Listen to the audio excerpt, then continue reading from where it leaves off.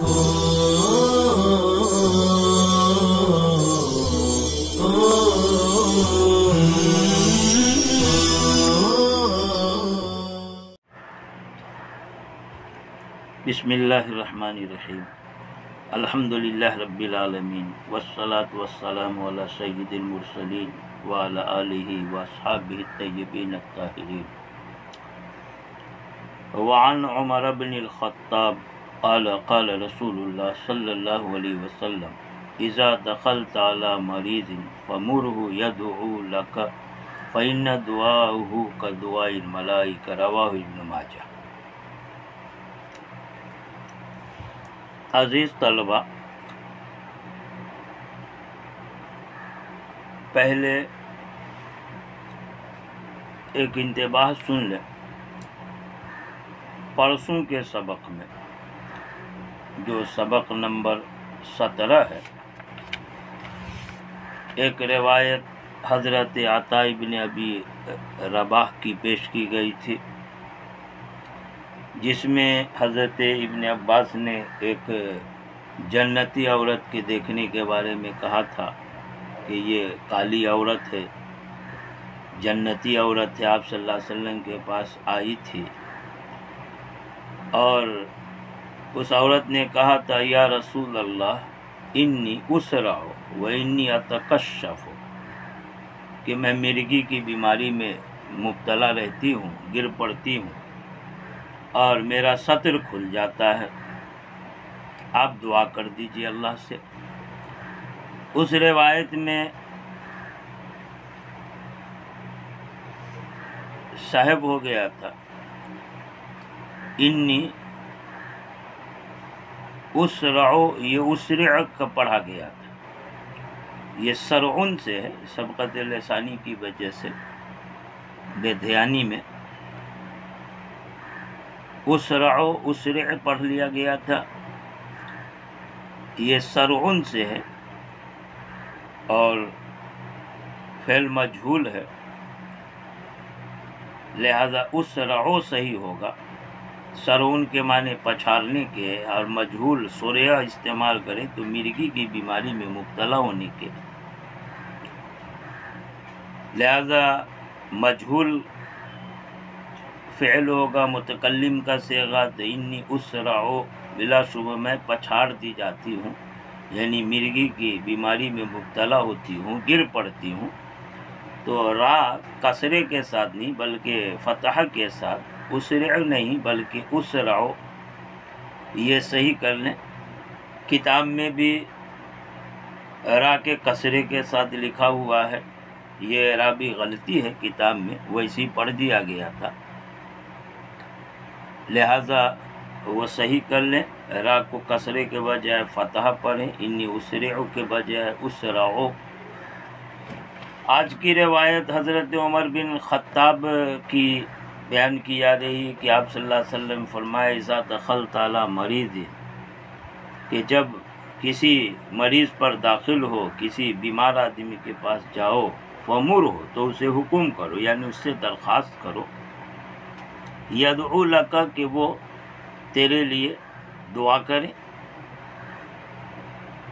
मरीज़ आदमी से दुआ की दरख्वास्त करो। फ़इन्न दुआहु, इसलिए कि उसकी दुआ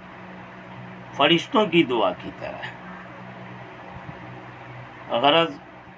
बीमार आदमी से दुआ की दरख्वास्त करना ये आप सल्लल्लाहु अलैहि वसल्लम का हुक्म है, ये आप सल्लल्लाहु अलैहि वसल्लम की सुन्नत है। और बीमार की दुआ की ऐसी फजीलत है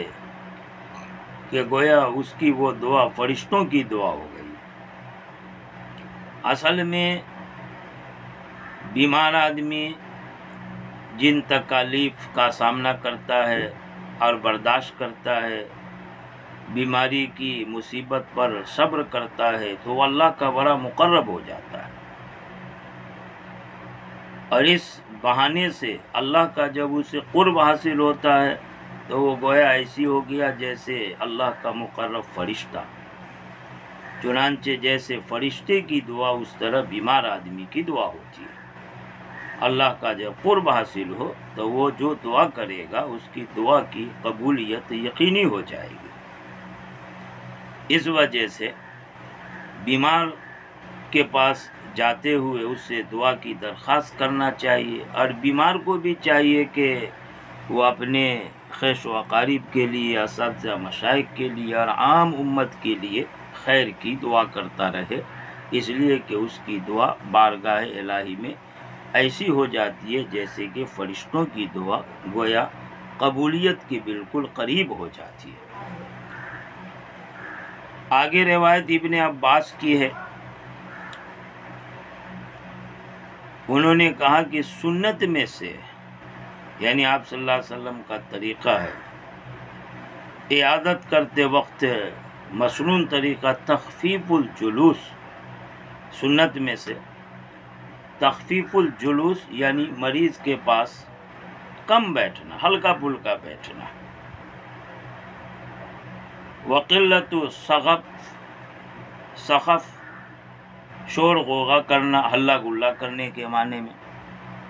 اور شور غوغا نہ کرنا، مریض کے پاس شور ہنگامہ نہ کرنا، قلت یا عدم کے معنی میں، من السنت سنت میں سے ہے ہلکا پھلکا بیٹھنا اور شور ہنگامہ نہ کرنا عیادت کرنے کے وقت، عند المریض مریض کے پاس۔ حضرت ابن عباس نے آگے فرمایا کہ آپ صلی اللہ علیہ وسلم نے ارشاد فرمایا، لما قدر لغتہ، جب لوگوں کا شور شغب اور ان کا اختلاف بہت زیادہ ہو گیا تو آپ نے فرمایا قوموا عنی، میرے پاس سے اٹھ جاؤ، کھڑے ہو جاؤ، یہاں پر شور ہنگامہ نہ کرو۔ بہرحال دو روایت بیان ہوئی، ایک روایت میں آپ صلی اللہ علیہ وسلم کی طرف سے عیادت کا مسنون طریقہ بیان کیا گیا کہ مریض کے پاس کم بیٹھا جائے، لیکن یہ اس وقت ہے جب کہ عیادت کرنے والا کوئی عام اجنبی آدمی ہو یا ایسا آدمی ہو جس کے مریض کے پاس زیادہ دیر بیٹھنے سے مریض کو الجھن ہو، بوجھ محسوس ہو، یا یہ کہ مریض کے گھر والوں کو زحمت ہوتی ہو، لیکن عیادت کرنے والا اس کا بہت قریب آدمی ہے، اس کا کوئی بہت محبوب ہے، رشتہ دار ہے، اپنا آدمی ہے، یا جس کی وجہ سے مریض کو انس حاصل ہوتا ہو، تسلی ملتی ہو، لہذا اس کے دیر تک بیٹھنے سے مریض کو راحت مل رہی ہو، سکون مل رہا ہو، تو پھر یہاں پر سنت یہ نہیں کہ جائے یا جلدی سے بیٹھے اور فوراً چلا ہے، بلکہ یہاں پر جو مسنون طریقہ ہوگا یہ اس کے برعکس ہوگا۔ اصل مقصد مریض کو سکون پہنچانا، راحت دینا ہے، لہذا وہاں دیر تک بیٹھنا چاہیے۔ سخف جس کے معنی شور ہنگامہ کے بتائے، بہرحال یہ تو ہر حالت میں ہی درست نہیں ہے، کہیں بھی ہو، اور مریض کے پاس تو بدرجہ اولیٰ کہ وہ مرض کی وجہ سے چڑچڑے پن کا شکار ہوتا ہے، اب اس کے پاس اور شور ہنگامہ کرے تو اس کی راحت میں خلل، اس کی بیماری کا احساس اور زیادہ بڑھ جاتا ہے۔ دوسری روایت جو حضرت ابن عباس نے بیان فرمائی، اس میں اصل میں استدلال کیا ہے کہ آپ صلی اللہ علیہ وسلم نے اپنے بارے میں اسی طرح کیا تھا، یعنی مرض الوفات میں آپ مبتلا ہوئے، چنانچہ آگے باب وفات النبی کا عنوان جب قائم ہوگا وہاں پر حدیث تفصیل سے آئے گی کہ صحابہ کرام تھے جو آپس میں باتیں کرنے لگے، شور زیادہ ہونے لگا، کچھ بات پر آپس میں اختلاف بھی ہوا، اس پر آپ صلی اللہ علیہ وسلم ناراض ہوتے ہوئے کہے تھے کہ قوموا عنی، تم لوگ میرے پاس سے اٹھ کھڑے ہو۔ وہاں پر شور ہنگامہ کیا، اختلاف کیا، تھوڑا سا ہوا آپ نے برداشت کیا، لیکن بہت زیادہ ہونے لگا تو آپ نے ان سب کو وہاں پر سے ہٹا دیا۔ حضرت ابن عباس نے آپ صلی اللہ علیہ وسلم کے اس واقعے سے استدلال کیا کہ مسنون طریقہ یہی ہے کہ مریض کی عادت کو جائے تو وہاں پر خاموش رہے، بات کرنی ہو ہلکی آواز میں، آواز بلند نہ ہو، کسی بات پر آپس میں الجھنا اور اختلاف کرنا یہ اعادت کی سنت کے خلاف ہے۔ آگے حضرت انس کی روایت ہے کہ آپ صلی اللہ علیہ وسلم فرمایا العیادۃ فواق ناقہ، فواق یہ ما بین الحلبتین کو کہتے ہیں۔ اصل میں اونٹنی کا دودھ جب نکالنا ہوتا ہے تو بچے کو تھن سے لگا دیتے ہیں، پھر وہ اونٹنی اپنے تھن میں دودھ چھوڑ دیتی ہے اور دودھ دہنے والا بچے کو ہٹا کر دودھ دہنے لگتا ہے، لیکن پھر اونٹنی اپنے بچے کو دیکھتی الگ ہو گئی تو دودھ سمیٹ لیتی ہے، اور آدمی چالاکی میں پھر بچے کو اس کے ساتھ لگاتا ہے اور اونٹنی بچے کے لیے دودھ چھوڑتی ہے تو دودھ دہنے والا بچے کو ہٹا کر دودھ دہنا شروع کر دیتا۔ یہ جو 2 بار بچے کو لگایا اور اونٹنی نے 2 بار دودھ چھوڑا اور دودھ دہنے والے نے یہ 2 بار دودھ دوہا، تو ان دونوں کے درمیان کا جو معمولی وقفہ ہوتا ہے اسی کو فواق بولتی ہے۔ آپ صلی اللہ علیہ وسلم نے عیادت کا مسنون طریقہ بیان کیا، فرمایا العیادۃ فواق ناقہ، کہ عیادت تو اونٹنی کے 2 مرتبہ دودھ دہنے کے درمیانی وقفہ کی بقدر ہے، یعنی اتنی دیر عیادت کرے جتنا ٹائم اونٹنی کے 2 بار دودھ نکالنے کے درمیان کا وقفہ ہوتا ہے۔ اور ایک روایت ہے حضرت سعید بن مسیب کی، مرسل روایت ہے، یعنی سند کے آخر میں راوی کو چھوڑ دیا گیا، افضل العیادہ سرعت القیام، کہ بہترین افضل عبادت فضیلت والی عیادت، افضل عیادہ فضیلت والی عیادت وہ ہے جو سورۃ القیام، یعنی جلدی سے کھڑا ہو جانا، مطلب یہ ہے کہ مریض کے پاس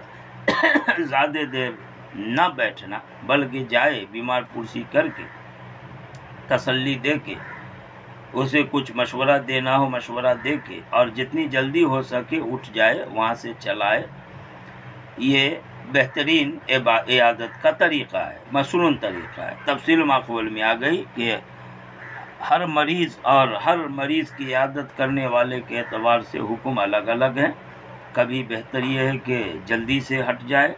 اور کبھی بہتر یہ ہوگا کہ وہاں دیر تک ٹھہرا جائے۔ آگے کی روایت حضرت ابن عباس کی ہے،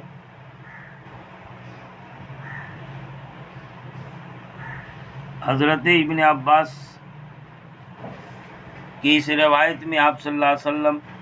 کا ایک واقعہ بیان ہو رہا، ان النبی صلی اللہ علیہ وسلم عاد رجلا، کہ آپ صلی اللہ تعالی علیہ وسلم ایک آدمی کی عیادت فرمائی، فقال له، آپ نے اس سے کہا ما تشتہی، تم کیا خواہش کرتے ہو، یعنی کچھ کھانے پینے کی اشتہا ہو تو بولو۔ قال، تو اس مریض آدمی نے کہا اشتہی خبز بر، میں گیہوں کی روٹی کی خواہش کرتا ہوں، میری خواہش یہ ہے کہ میں گیہوں کی روٹی کھاؤں۔ تو آپ صلی اللہ علیہ وسلم فرمایا من کان عنده خبز بر، کہ جس کے پاس گیہوں کی روٹی ہو فلیبعث الی اخیہ، تو اپنے اس بھائی کو بھیج دے کہ اس کو پہنچائے۔ ثم قال النبی، پھر آپ صلی اللہ علیہ وسلم فرمائے اذا اشتہى مریض احدکم شیئا فلیطعمہ، کہ جب تم میں سے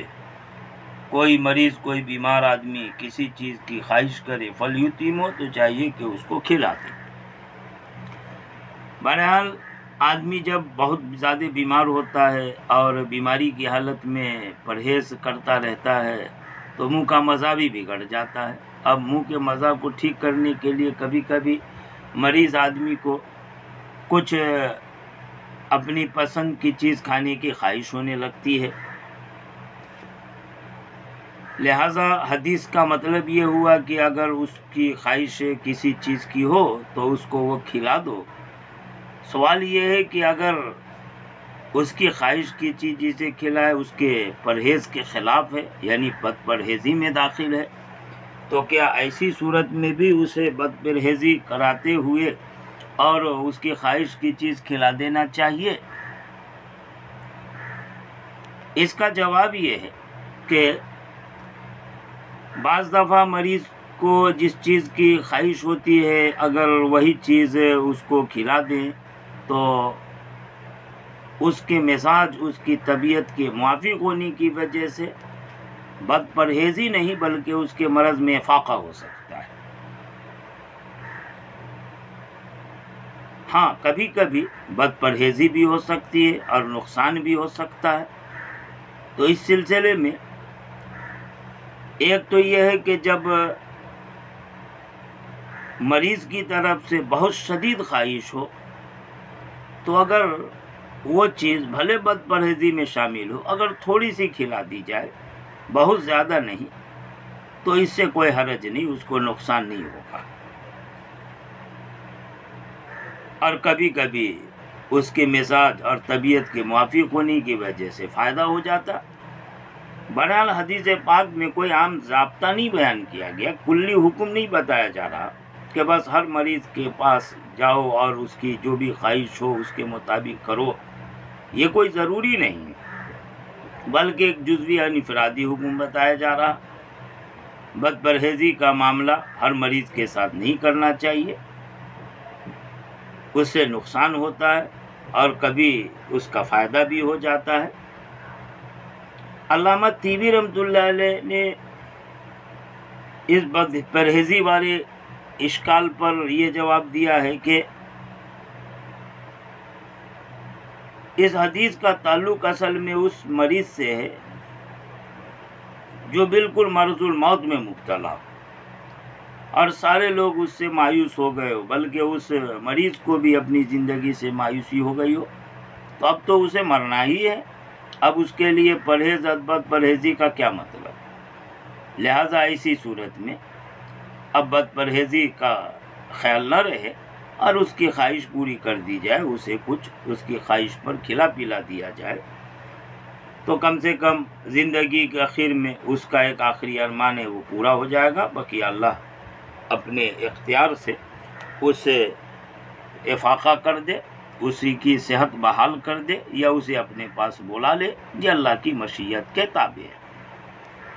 بہرحال یہ عام ضابطہ نہیں ہے، کوئی کلی حکم نہیں ہے، بلکہ جزوی انفرادی حکم ہے۔ دیکھ لو کہ جس چیز کی خواہش کر رہا ہے اس سے نقصان تو نہیں ہے، اگر بہت زیادہ شدید خواہش ہے تو تھوڑے سے کھلا دے پلا دے، اس میں کوئی حرج نہیں ہے، اور نقصان سے بچانے کے لیے زیادہ نہ کھانے دیں، اور اگر اس سے کوئی نقصان نہیں ہو رہا ہے تو کوئی حرج نہیں، جتنا کھانا چاہتے کھلا دیں۔ بہرحال حدیث کے سلسلے میں یہ تھوڑی تفصیل ہے تاکہ بد پرہیزی کے تعلق سے کسی طرح کا کوئی اشتباہ نہیں ہوگا۔ بہرحال مریض جو کچھ مانگے خواہش کرے اس کی خواہش آخر میں پوری کر دینی چاہیے۔ آگے کی روایت حضرت عبداللہ بن عمرو کی ہے۔ حضرت عبداللہ بن عمرو کہتے ہیں کہ ایک آدمی مدینہ میں وفات پایا، توفی رجل بالمدینہ ممن ولد بها، اور یہ ان لوگوں میں سے تھا جو مدینہ ہی میں پیدا ہوا تھا۔ فصلی علیہ النبی صلی اللہ علیہ وسلم، آپ صلی اللہ تعالی علیہ وسلم نے اس کے جنازے کی نماز پڑھی۔ فقال، اور آپ نے کہا، یا لیتہ، کاش کہ مات بغیر مولدی، وہ اپنے جائے ولادت کے علاوہ، اپنے وطن کے علاوہ کسی اور جگہ پہ مرتا، کاش کہ ایسا ہو جاتا۔ قالو، صحابہ نے کہا کہ ولم ذالک یا رسول اللہ، ایسا کیوں اللہ کے رسول، جہاں پیدا ہوا وطن ہے وہاں مرا، آپ تمنا کرے کاش کہ دوسری جگہ مرتا۔ تو آپ صلی اللہ علیہ وسلم نے فرمایا کہ ان رجل اذا مات بغیر مولدی، کہ آدمی جب اپنے جائے پیدائش کے علاوہ، اپنے وطن کے علاوہ کسی اور دوسری جگہ پہ مرتا، قیس لہ من مولدہ، تو اس کے لیے اندازہ لگایا جاتا ہے، پیمائش کی جاتی ہے اس کی جائے پیدائش سے اس کی عمر کے الی منقطع عصرہ، اس کی عمر کے ختم ہونے، انقطاع تک، انقطاع کی جگہ تک، یعنی اس کے موت آنے کی جگہ تک، یعنی ولادت کی جگہ سے موت کی جگہ کے درمیان کے حصے کا اندازہ لگایا جاتا، پیمائش کی جاتی ہے جنت میں۔ یعنی مطلب یہ ہے کہ جہاں پیدا ہوا اور جہاں مرا، اور وہ غربت کی موت مرا، اجنبیت کی، یعنی اپنے وطن کے علاوہ، مثلا سفر وغیرہ میں، تو دونوں ولادت اور موت کی جگہ کے درمیان جتنا بھی فاصلہ ہوتا ہے اس کی پیمائش کر کے جنت میں اتنی جگہ اس کو عطا کی جاتی ہے۔ حدیث پاک کا یہ مطلب ہے۔ حضور نے اسی لیے تمنا کی ہے کاش کہ ایسا ہوتا، یعنی وہ کسی غربت کی جگہ میں، اجنبیت کی جگہ، سفر وغیرہ میں مرتا۔ آپ صلی اللہ علیہ وسلم نے تمنا کی تو اس پر صحابہ نے اس کی حکمت معلوم کی۔ آپ نے وہ حکمت بیان فرمائی کہ بھائی وطن سے دور حالت سفر میں مرے گا تو اس کے گھر سے لے کر کے موت کی جگہ تک پوری زمین کی پیمائش کی جائے گی، اور جنت میں اس مسافر مرنے والے کو اتنی ہی زمین اس عطا کی جائے گی۔ علماء کہتے ہیں کہ اصل میں اس سے مراد دینی سفر میں ہو، حصول علم کے لیے سفر کیا ہو، اللہ کے راستے میں نکلا ہوا ہو، اور پھر اس کی موت آ گئی ہو تو اس کے اپنے وطن اور اس سفر والی جگہ کے درمیان کا حصہ پیمائش کر کے جنت میں اس کو اتنا حصہ ملتا ہے۔ اور اس کی وجہ یہ ہوتی ہے کہ اصل میں جب غربت اور سفر کی موت ہوتی ہے، وطن سے بے وطن ہو کر کے آدمی مرتا ہے، تو ایک تو زندگی جا رہی ہے، اس کا صدمہ، اور ایک یہ کہ وطن چھوٹا، وطن سے دور، اپنے پرایوں سے دور ہے، لہذا اس موت پر اسے بہت شدید صدمہ ہوتا ہے، اور اسے صدمے اور غم کی شدت کی وجہ سے اس کا ایسا اجر ہے کہ جنت میں ان دونوں مقام، دونوں جگہوں کے درمیان کی جگہ کی پیمائش کر کے اور جنت میں اتنی جگہ اس کو عطا کر دی جاتی ہے۔ بہرحال حدیث پاک سے دینی سفر، علم کے حصول کے سفر، اللہ کے کلمے کو بلند کرنے کے لیے جو سفر ہو، تو ویسے سفر پر جو موت ہوتی ہے اس موت پر شہادت کا درجہ ملتا ہے، اس مریض کے لیے بڑا ثواب ہے۔ منقطع اثر عمر کو کہتے ہیں، اس کے عمر کے منقطع ہونے کی جگہ، منقطع یہ اس میں ظرف ہے، مولد بھی اس میں ظرف ہے، ولادت کی جگہ، عمر کے ختم ہونے کی جگہ یعنی موت آنے کی جگہ۔ آگے ابن عباس کی روایت بیان ہو رہی ہے کہ آپ صلی اللہ علیہ وسلم فرمائے موت و غربہ شہادہ، کہ اجنبیت اور مسافرت کی موت شہادت ہے۔ کلام ہو چکا ہے کہ سفر میں اگر موت آ جا رہی ہے تو اس کا بڑا شدید صدمہ ہوتا ہے، وطن گھر سے دور ہے، اپنے پرایوں سے دور ہے، آخر وقت میں اپنے لوگوں کو دیکھ بھی نہیں پا رہا، کچھ وصیت وغیرہ بھی نہیں کر پا رہا، تو انتہائی شدید صدمے کے ساتھ دنیا سے رخصت ہو رہا ہے۔ اس لیے اجنبیت کی موت یعنی مسافرت کی موت جو ہے سفر کی حالت میں یہ شہادت کا درجہ رکھتی ہے۔ آگے روایت حضرت ابو ہریرہ کی ہے، آپ صلی اللہ علیہ وسلم فرمایا من مات مریضا، کہ جو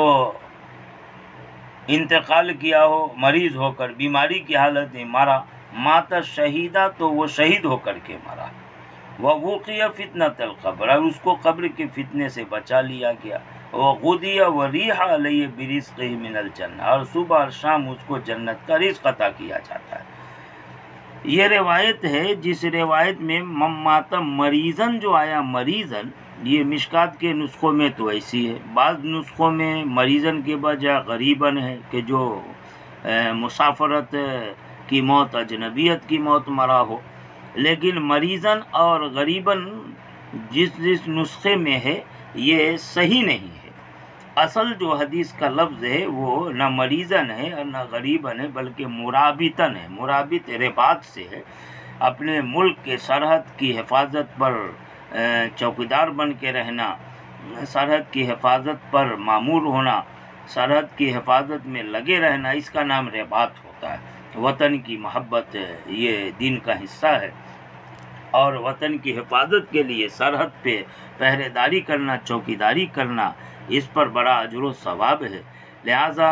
روایت میں جو صحیح لفظ ہے وہ مریضن کے بجائے مرابطن ہے، یعنی سرحد کی حفاظت کرتے ہوئے جو مرا ہو۔ چنانچہ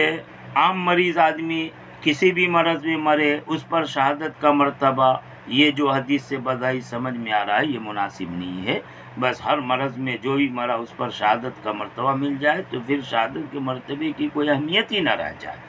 اس لیے ملا علی قاری وغیرہ نے کہا ہے کہ یہاں جو مریضن کا لفظ ہے یا غریباً کا لفظ آ گیا ہے، یہ اصل میں راوی کی غلطی ہے۔ اصل میں روایت میں مرابطن ہے کہ سرحد کی حفاظت پر چوکیداری پہرےداری کرنے والا جو مرتا ہے وہ شہادت کا درجہ پاتا ہے، اپنے اگرچہ وہ وہاں دشمنوں سے مقابلہ ہی نہ کر رہا ہو، آرام سے لیٹا ہو، سویا ہو۔ وَوُقِيَ فِتْنَةَ الْقَبْرِ، اور اس کو قبر کے فتنے سے بچا لیا جاتا ہے، مراد عذاب قبر سے وہ محفوظ رہتا ہے۔ وہ غدیہ یہ غدات سے ہے، جس کے معنی صبح کے کھانے کے ہوتے ہیں، عریہ یہ شام کے کھانے کو کہتے ہیں۔ تو مطلب یہ ہے کہ صبح اور شام اسے کھانا دیا جاتا ہے، اس کو رزق دیا جاتا ہے جنت کے رزق سے۔ اصل میں وہ شہید ہوا، اور شہید مر کر کے بھی زندہ ہوتا ہے، اسے برزخی حیات حاصل ہوتی ہے، لہٰذا اس کے لیے جنت سے اس کو صبح اور شام رزق دیا جاتا ہے، اسے جنت کی نعمت بطور کھانے کے عطا کی جاتی ہے۔ اب اس کی حقیقت کیا ہے یہ اللہ ہی کو معلوم ہے، وہ برزخی احوال، برزخی حیات، برزخی غذا، جنت کی نعمتیں۔ بہرحال یہ شہداء ہوئے جن کا مقام بہت بلند ہے، لیکن بہرحال یہ شہداء انبیاء سے نیچے درجے کے ہوتے ہیں، انبیاء کا مقام سب سے زیادہ بلند ہے، ان سے نیچے یہ شہداء ہوا کرتے ہیں۔ اور انبیاء کی حیات برزخی، اس کے بارے میں جو اہل سنت والجماعت کا عقیدہ ہے کہ انبیاء اپنے قبر میں حیات سے ہوتے ہیں، اور ویسی شہداء لا تقولوا امواتا بل هو احیاء، قرآن میں ہے کہ وہ مردے نہیں ہوتے ہیں جو اللہ کے راستے میں شہید ہوئے، بلکہ وہ زندہ ہیں، لیکن ان کی زندگی کیسی ہے تم اس کا شعور نہیں رکھتے، ولیکن لا تشعرون، تم اسے سمجھ نہیں پاؤ گے، اس کی حقیقت اللہ ہی کو معلوم ہے۔ بہرحال جتنا ہمیں روایت سے بتا دیا گیا ہے بس اس میں بلا کمی زیادتی کیے ہوئے ہمیں ماننا، یہ ایمان کا درجہ ہے۔ ایمان اپنی طرف سے عقل چلانے تجویز کا نام نہیں ہے، تفویض کا معلوم ہے۔ اجمال کے ساتھ جتنا بتایا ہم اپنے آپ کو اس کے حوالے کریں، تفسیر بتائی گئی ہم اس کے حوالے کریں، اپنی طرف سے عقل کا گھوڑا دوڑانا اور اس میں اپنی تجویزیں پیش کرنا یہ دین اور ایمان کے خلاف ہے۔ بہرحال آج کی یہ حدیث پوری ہو جاتی ہے، کل انشاءاللہ عرباض بن ساریہ کی حدیث آئے گی تعاون کے متعلق، اور ماقبل میں تعاون پر روایت آ چکی ہے، اور بھی کئی روایتیں آ رہی ہیں۔ اللہ پاک ہم سب کو زندگی دے، عافیت کے ساتھ موت آئے تو اللہ پاک سعادت اور خوش نصیبی والی موت عطا فرمائے۔ وآخر دعوانا ان الحمدللہ رب العالمین۔